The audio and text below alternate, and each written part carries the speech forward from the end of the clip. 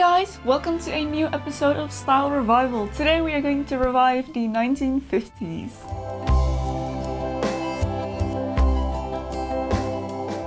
So in the 1950s, of course, the Second World War was well and truly over.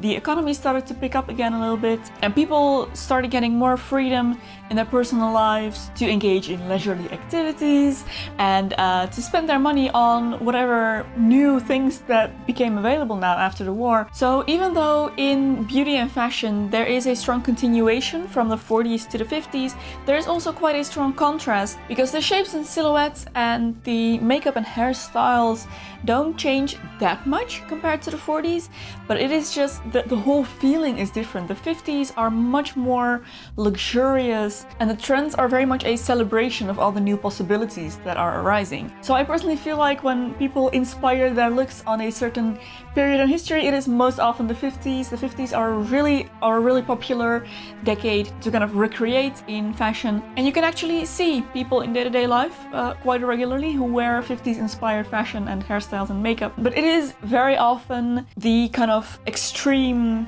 extravagant pin-up style, the very glamorous either Hollywood or kind of pin-up rockabilly type of style that they are recreating, which isn't what would have been worn by most women in the 50s actually. It is a very kind of glamorous, beautiful image of that period, but it's not very realistic for your kind of everyday woman. So I am going to revive a style today that is more kind of common, not as glamorous and out there as the pin-up and rockabilly type of styles, but much more kind of toned down and realistic. So the 50s aren't that long ago, and I feel like you can get pretty close to authentic 50s style before it starts to get weird to us nowadays. So I actually am wearing something that looks pretty authentic. If I were to go for a truly authentic 50s style, there are only tiny little changes that I would make.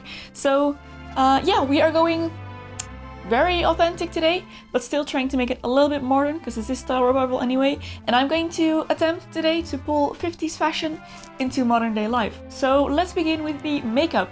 So like I mentioned, the makeup is pretty similar to 40s makeup, just with a little bit more glamour and a lot of focus on femininity. That's what the 50s are all about. Women were extremely feminine, and it shows in the makeup as well. So in the 50s, foundation became popular for the first time pretty much in a long time. There wasn't really any foundation in the 40s except for like colored powders, but now we get the cream foundations and full-on kind of full face application of makeup. So I am going to start by applying a layer of foundation on my skin as well, and then some concealer to cover up my dark circles. And when everything is blended out, I'm going to go over with a layer of translucent powder to set my face makeup and make sure it doesn't go anywhere and stays nice and matte. There was a big emphasis on eyebrows in the 50s, so for my eyebrows I'm going to really carve these out beautifully, make them nice and shaped and groomed. So I'm going to take a angled eyeliner brush and I'm going to take 2 shades of eyeshadow, just mix these together to create the same color that my eyebrows naturally are, and I'm going to fill in my eyebrows and really define their shape very beautifully. There were lots of different eyebrow shapes that were popular in the 50s, so as long as it's nice and groomed and prominent, you're all good to go. Okay, so for eyes. Now in the 50s, women wore colored eyeshadows, usually matched to their eye color or an accent color in their clothing. I personally decided to skip eyeshadow today, just because of personal preference actually. I'm just gonna go straight into eyeliner, because that is the most iconic thing after all, and I don't want to kind of overdo it on the makeup. I want it to be a daytime kind of wearable look.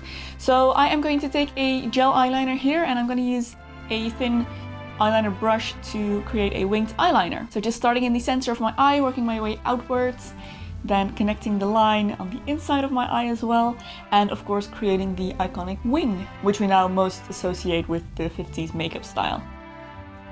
Okay, so I'm going to give my eyeliner a couple of minutes to dry up. So in the meantime, I'm going to move on to blush. Now, blush wasn't that big in the 50s, it was around, it just wasn't applied very heavily. So I'm going to take a little bit of a rosy blush and just apply this on the outside of my cheekbones to kind of contour a little bit. Create a nice chiseled cheek.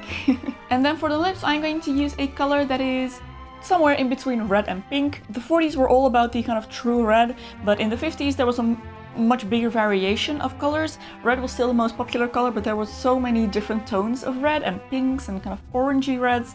So I'm going to mix red and pink together to create a very 50s kind of color for my lips. So I'm going to start with a cherry red lip liner, and I'm going to slightly overdraw my lips with this, just ever so slightly. Women did do this in the 50s to make their lips look a little bit more voluptuous. And then I'm going to color in the outsides of my lips, and I'm going to create this kind of gradient kind of thing.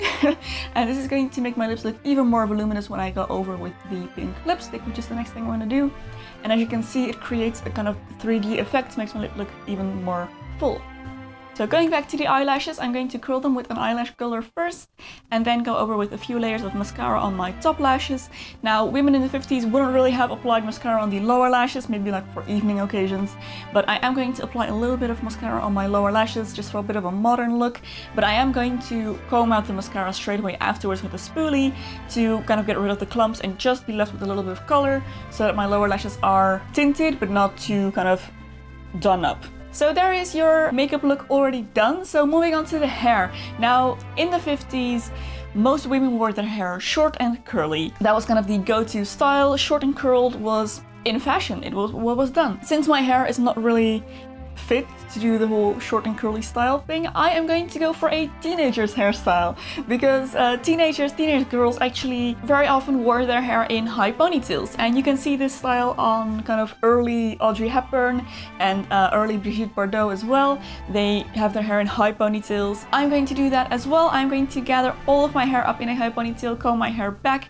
I'm gonna leave my bangs out, by the way, because there were some styles of bangs that were worn in the 50s as well, so I'm just going to leave mine and work with them a little bit later on. So pulling everything back into a ponytail. And then I'm just going to spray all of my hair with a heat protectant and take a curling iron. For my bangs, I'm going to curl them and just make them a little bit shorter that way. Bangs would have been short in the 50s and reaching to about like halfway down the forehead at the longest. So this is going to make my bangs look a little bit shorter, a little bit more 50s like. And then I'm going to curl my ponytail as well. I'm gonna make sure to curl all of these strands of hair in the same direction. And then when everything has been curled and I've given it a couple of minutes to completely cool down and set in this shape, I'm going to take a boar bristle brush and brush through my hair as if I was doing a brush out. This is going to create a big kind of wave pattern in my ponytail. And I am going to allow the ends to just curl because it looks really cute. And there you have your 50s ponytail. Now, it would have been often tied up with a scarf in the 50s, but I think that looks a little bit too vintage for a modern look, so I just left out the scarf. You could use a little ribbon or anything you like as well if you want to take it a bit further, but that is the hairstyle already done as well. So moving on to fashion. Now, like I mentioned, 50s were all about being super feminine, and the fashion was really focused on tailoring.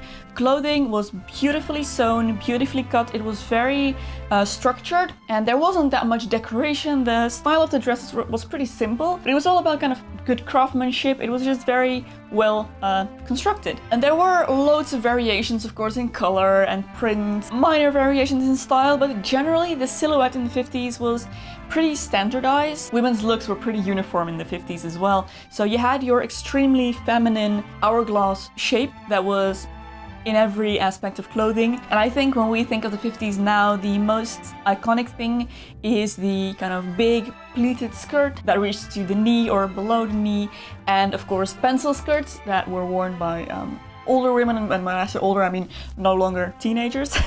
And everything was very proper and kind of appropriate. There wasn't much daringness in fashion in the 50s, I would say. Yeah, when going for that 50s fashion, you definitely want to wear something that is cinched in at the waist, and then this A-line or pencil skirt, depending on what you're going for. I am going for a big pleated skirt that I just found in a store pretty recently, just a few weeks back actually. This type of skirt is fashionable now, so go grab some while you can.